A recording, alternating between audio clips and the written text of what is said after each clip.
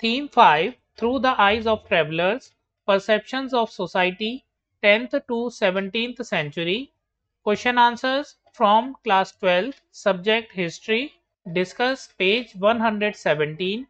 If Al-Biruni lived in the 21st century, which are the areas of the world where he could have been easily understood if he still knew the same languages?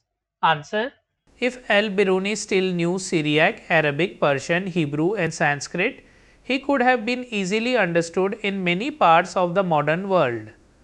Arabic would help him communicate across West Asia and North Africa.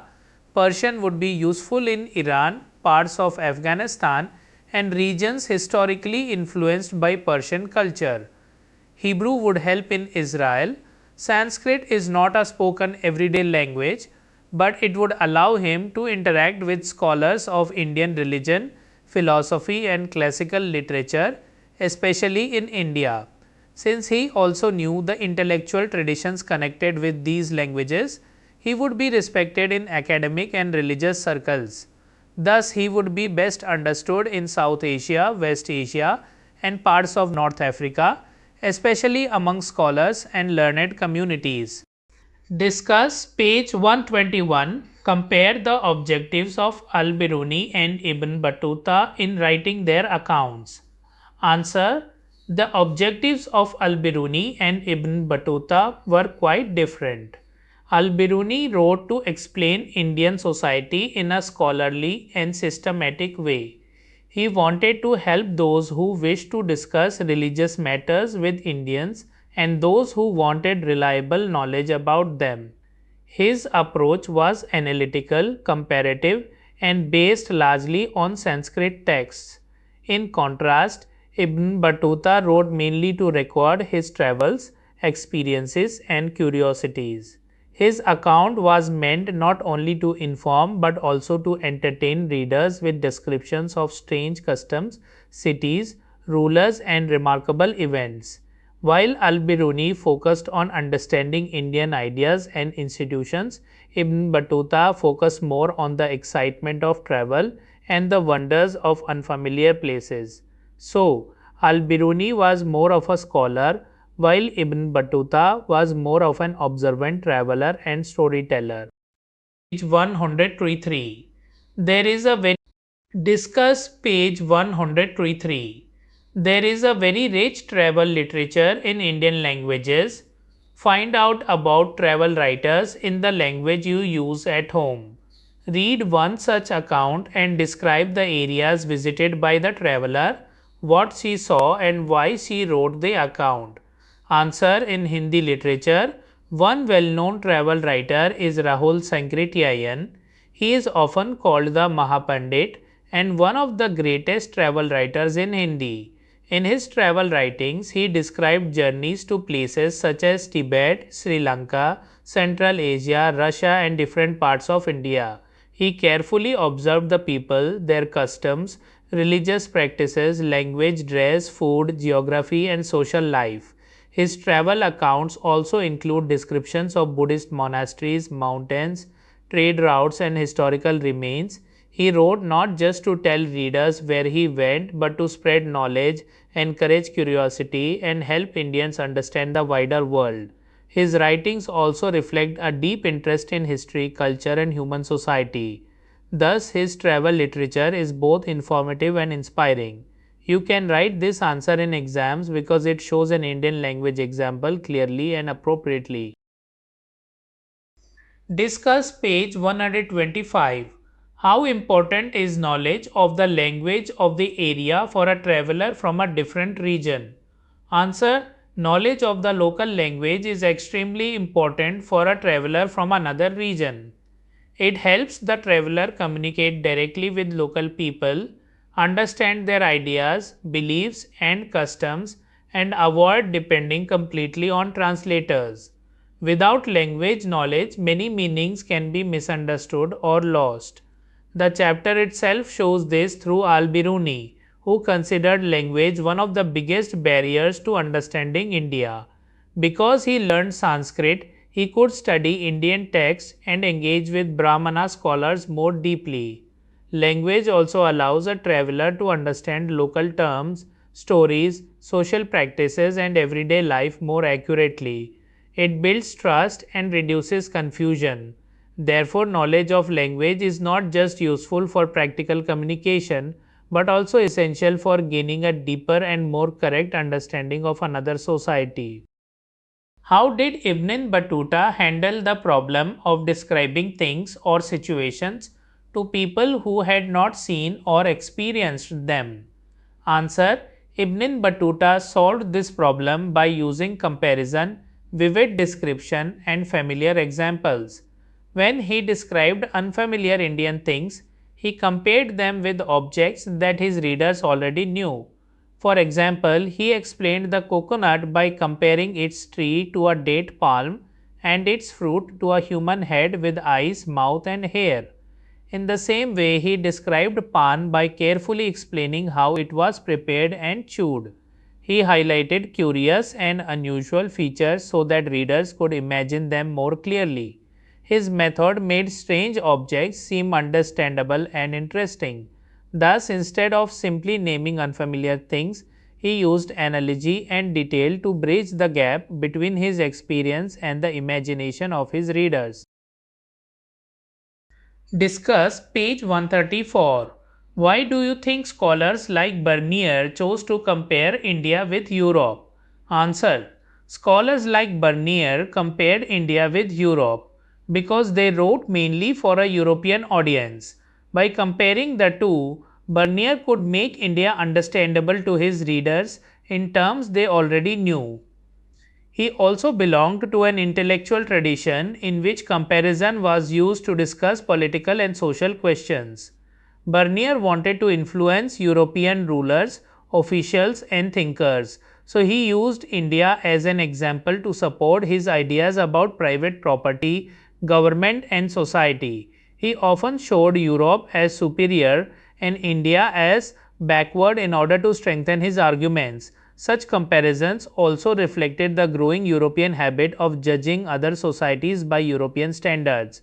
Therefore, Bernier's comparisons were not neutral, they were shaped by his background, audience, and political purpose. Discuss page 136. Why do you think the lives of ordinary women workers did not attract the attention of travelers such as Ibn Battuta and Bernier? Answer: The lives of ordinary women workers probably did not attract much attention from travelers like Ibn Battuta and Bernier because these travelers were usually more interested in courts, rulers, nobles, strange customs, and elite society. They often noticed things that seemed unusual or dramatic to them, such as slavery or sati, rather than the routine labor of common women. Also, as elite male travelers, they may not have had easy access to the everyday world of ordinary working women. Their writings were shaped by their own social background and by what they thought their readers would find interesting. As a result, the important roles of women in agriculture, craft production, and trade received less attention, even though such work was crucial in society. Next, answer in 100 to 150 words. Question 1. Write a note on the Kitabul Hind. Answer: Kitabul Hind was written by Al Biruni in Arabic. It is a detailed and systematic account of India divided into about 80 chapters covering religion, philosophy, festivals, astronomy, alchemy, social customs, laws, weights and measures, and other aspects of life. Al Biruni usually followed a clear method. He began with a question, explained the Indian viewpoint mainly through Sanskrit texts, and then compared it with other cultures. The book is important because it presents India in a scholarly and analytical manner. Al Biruni intended it for people who wanted to understand Indians and interact with them. His knowledge of several languages and his close contact with Brahmana scholars helped him prepare this work. Thus, Kitabul Hind remains a major source for understanding early medieval Indian society and culture. Question 2. Compare and contrast the perspectives from which Ibn Battuta and Bernier wrote their accounts of their travels in India. Answer: Ibn Battuta and Bernier wrote from very different perspectives. Ibn Battuta was a curious traveler who enjoyed recording strange, interesting, and unfamiliar things. His account gives rich details about cities, markets, people, customs, and systems of communication. He often tried to impress and entertain readers by describing wonders and curiosities. Bernier, on the other hand, wrote as a European intellectual who constantly compared India with Europe. He often presented India as backward and Europe as superior. His aim was not just description but also criticism. He focused especially on land ownership, administration, towns, and social conditions, often to influence European readers and policymakers. Thus, while Ibn Battuta's account is vivid and descriptive, Bernier's is more analytical and comparative, though often shaped by bias and a sense of European superiority. Question 3. Discuss the picture of urban centers that emerges from Bernier's account. Answer. From Bernier's account, urban centers in Mughal India appear as places heavily dependent on the imperial court and state patronage. He described them as camp towns, meaning that they grew when the imperial camp or court was present and declined when it moved away. According to him, these towns lacked independent economic and social foundations. He believed that artisans and professionals were dependent on wealthy patrons and that urban life was unstable. However, his description is incomplete. The chapter points out that there were many kinds of towns in India, including manufacturing towns, trading towns, port towns, pilgrimage centers, and sacred towns. These towns were supported by active merchants, artisans, and professional groups. So, Bernier's account gives some useful information, but it oversimplifies the true complexity and prosperity of urban life in Mughal India. Question 4. Analyze the evidence for slavery provided by Ibn Battuta. Answer. Ibn Battuta's account provides valuable evidence about the existence and nature of slavery in the Delhi Sultanate. He shows that slaves were openly bought and sold like commodities and were also exchanged as gifts. When he travelled through Sindh and Multan, he purchased and presented slaves along with horses and other goods to officials and the Sultan. He also mentions that Muhammad bin Tughlaq rewarded people with large sums of money and hundreds of slaves. His account suggests that there were different categories of slaves. Some female slaves were trained in music and dance, while others worked as domestic servants or spies in noble households. Slaves were also used for carrying men and women in palanquins. Since the price of domestic slaves was low, many households could afford them. Thus, Ibn Battuta reveals both the widespread use and social variety of slavery. Question 5. What were the elements of the practice of sati that drew the attention of Bernier? Answer. Bernier was especially struck by the emotional and dramatic aspects of sati.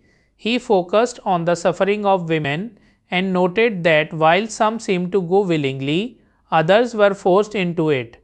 His description of a young widow at Lahore is particularly moving, as he presents her as frightened, helpless, and physically restrained before being burnt alive. What drew his attention most was the contrast between the idealized image of voluntary sacrifice and the harsh reality of coercion in some cases. As a European observer, Bernier also saw sati as a sign of difference between Indian and European society, especially regarding the status of women. His account highlights the role of brahmanas and older women in carrying out the ritual.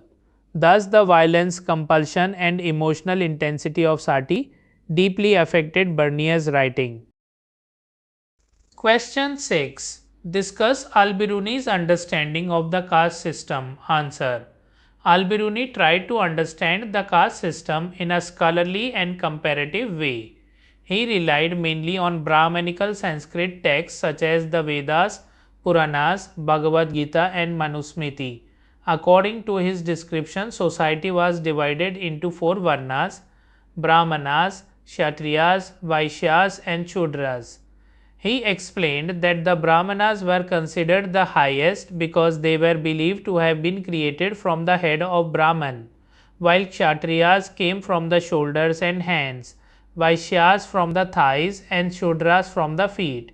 Al-Biruni tried to make this system understandable to his readers by comparing it with social divisions in ancient Persia, where four broad social categories also existed. In this way, he showed that social hierarchy was not unique to India. At the same time, he pointed out that in Islam all believers were considered equal, with differences based only on piety. However, Al-Biruni did not accept every feature of the caste system. He strongly criticized the idea of pollution. He argued that impurity is not permanent because everything in nature regains purity. The sun cleanses the air and salt purifies the sea. Therefore, he felt that the notion of untouchability was against the laws of nature. Even so, his understanding had limits. Since he depended mostly on normative Brahmanical texts, his description reflected the ideal rules of caste rather than actual social practice. In real life, the system was not always so rigid. Groups like the Anti-Ag were considered outside the Varna system, yet they remained part of economic life as laborers serving peasants and zamindars. Thus, Al-Biruni's account is highly valuable, but it reflects more the Brahmanical view than the full complexity of Indian society. Question 7. Do you think Ibn Battuta's account is useful in arriving at an understanding of life in contemporary urban centers? Give reasons for your answer. Answer. Yes, Ibn Battuta's account is very useful for understanding life in urban centers of the 14th century. He visited many cities in India and left detailed descriptions of their size, population, markets, architecture, social life, and communication systems. He described Delhi as a vast city with a large population and strong fortifications, many gates, grain markets, and orchards. He also praised Daulatabad, saying that it rivaled Delhi in size. These observations help historians imagine the scale and importance of Indian cities during the Delhi Sultanate period. His account is especially valuable because it shows that bazaars were not just centers of trade but also places of social and cultural activity. They had mosques, temples, and spaces for singers, dancers, and musicians. He also recorded that Indian agriculture was very productive and that cities grew rich partly because of the wealth drawn from villages and from long distance trade. He mentioned the demand for Indian textiles such as cotton cloth, muslin, silk, brocade, and satin in West Asia and Southeast Asia. Ibn Battuta also admired the efficient postal system with both horse post and foot post arrangements, which allowed news and goods to travel rapidly. This suggests strong state organization and commercial activity. However, his account also has limitations. He often focused on unusual or impressive details and sometimes wrote to entertain readers. Even then, his observations are rich and concrete. Therefore, despite some exaggeration, his account remains an important source for understanding the economy, culture, and daily life of contemporary urban centers. Question 8. Discuss the extent to which Barney's account enables historians to reconstruct contemporary rural society. Answer. Barney's account is useful for reconstructing rural society, but it must be used with caution. He believed that one of the basic features of Mughal India was the absence of private property in land. According to him, the emperor owned all land and distributed it among nobles. He argued that because landholders could not pass land to their children, they had no interest in long term agricultural improvement. As a result, he thought agriculture declined, peasants were oppressed, and the countryside remained poor and underdeveloped. He also described peasants as victims of harsh governors and rapacious lords, often driven to despair and flight. This account is helpful because it tells us how some European observers viewed Mughal rural society. It also reveals contemporary debates in Europe about monarchy, property, and social order. Burney used India almost as a warning example to defend the importance of private property in Europe. However, historians cannot depend on Bernier alone. The chapter makes it clear that Mughal official records do not support his claim that the state was the sole owner of land. Abul Fazl described land revenue as a sovereign claim, not rent on royal property. Moreover, Bernier oversimplified rural society by ignoring its internal differences. In reality, there were big zamindars, substantial peasants, small peasants, and landless laborers, showing a much more differentiated rural structure. So, Bernier's account is important because it offers evidence and interpretation, but it is limited by bias, comparison with Europe, and exaggeration. Historians use it best when they compare it with other sources. Question 9. Read this excerpt from Bernier. Numerous are the instances of handsome pieces of workmanship made by persons destitute of tools and who can scarcely be said to have received instruction from a master. Sometimes they imitate so perfectly articles of European manufacture that the difference between the original and copy can hardly be discerned. Among other things, the Indians make excellent muskets and fowling pieces and such beautiful gold ornaments that it may be doubted if the exquisite workmanship of those articles can be exceeded by any European goldsmith. I have often admired the beauty, softness, and delicacy of their paintings. List the crafts mentioned in the passage. Compare these with the descriptions of artisanal activity in the chapter. Answer. The crafts mentioned in Bernier's passage are the making of muskets, fowling pieces, gold ornaments, and paintings. He praises Indian artisans for their ability to produce beautiful and delicate work even with limited tools and training. He also says that Indian craftsmen could imitate European goods so well that it was difficult to distinguish the copy from the original. This shows his admiration for Indian skill, especially in metalwork, jewelry, and painting. These crafts match the broader descriptions of artisanal activity given in the chapter. Elsewhere, Bernier describes the imperial karkhanas, where many kinds of artisans worked in separate halls under supervision. These included embroiderers, goldsmiths, painters, lacquer workers, joiners, turners, tailors, shoemakers, and makers of silk, brocade, and fine muslins. The chapter also notes that Indian manufactures such as cotton cloth, fine muslin, silks, brocade, and satin were in great demand across West Asia and Southeast Asia, bringing high profits to artisans and merchants. So, the passage confirms the high level of Indian craftsmanship mentioned elsewhere in the chapter. At the same time, Bernier often tried to show that artisans lacked opportunities for social progress because of state control and dependence on patronage. Thus, while he admired their skill, he still interpreted their condition through a critical European viewpoint. Overall, both the passage and the chapter show that Mughal India had highly developed artisanal production and remarkable technical and artistic excellence. So friends, we have completed question answers from theme 5 through the eyes of travelers. If you like the video, kindly like, hype the video and share it with your friends. Also subscribe to my channel and press the bell icon to receive new video notifications. We will meet in the next video. Thank you for watching.